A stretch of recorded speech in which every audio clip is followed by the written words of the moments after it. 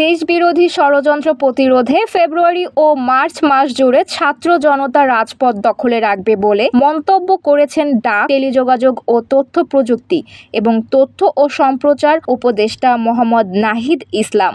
তিনি বলেন, আওয়ামী লীগের নেতা কর্মীরা ভারতে বসে ভয় ও আতঙ্ক সৃষ্টি করছে। আমরা বলতে চাই, আতঙ্ক ছড়িয়ে লাভ নেই।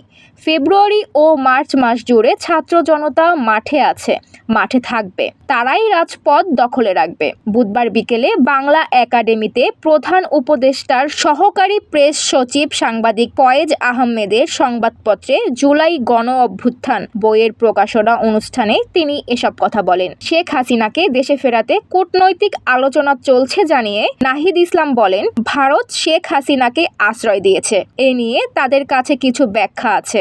আমরা ভারতকে শেখ হাসিনাকে বাংলাদেশে ফিরিয়ে দিতে বলেছি, এটি একটি কূটনৈতিক বিষয়। তিনি আরও বলেন, শেখ হাসিনা যদি ভারত থেকে রাজনীতি করার চেষ্টা করেন, ভারতে রাজনৈতিক সভা করেন, তাহলে এর জন্য ভারত সরকার দায়ী থাকবে। উপদেষ্টা বলেন, ছাত্র জনতা ফেব্রুয়ারি ও মার্চ মাসে যে কোনো সম্ভাব্য নৈরাজ্যের জবাব দিতে রাজপথে থাকবে। আমরা আমাদের প্রতিরোধ অব্যাহত রাখব। জুলাই গণ অভ্যুত্থান বাংলাদেশের ইতিহাসে এক অনন্য ঘটনা উল্লেখ করে নাহিদ ইসলাম আরও বলেন, জুলাই গণ অভ্যুত্থানের ইতিহাস সঠিকভাবে তুলে ধরার জন্য তথ্য ও সম্প্রচার মন্ত্রণালয়ের পক্ষ থেকে এর মধ্যেই বিভিন্ন উদ্যোগ নেওয়া হয়েছে। ফাল্গুনী আরা, তরঙ্গ টিভি।